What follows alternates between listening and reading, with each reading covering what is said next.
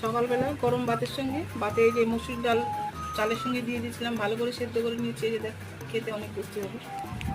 সঙ্গে পেঁয়াজ ভেজে নিয়েছি, শুকনো লঙ্কা, কাঁচা পেঁয়াজ অল্প করে দিয়েছি, এই যে ডাল সেদ্ধ, নুন দিচ্ছি পরিমাণ মতো, সরষের তেল, চটকায় ভালো করে মেখে নিব, খেতে অসাধারণ হবে।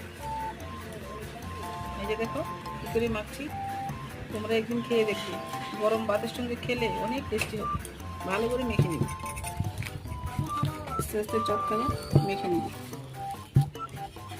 আর এই খাবারটা খেতে গেলে তাড়াতাড়ি হয়ে যাবে, আর তোমার ভাত আর সেদ্ধ একসঙ্গে হয়ে যাবে, এক্সট্রা বসানোর দরকার নেই। এই যে দেখো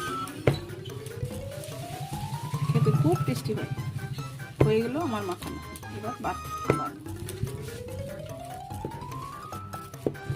ডাল সেদ্ধ এই যে একটু বেশি করে নিয়েছি যেন ভাতগুলো খেতে পারি, খাবো।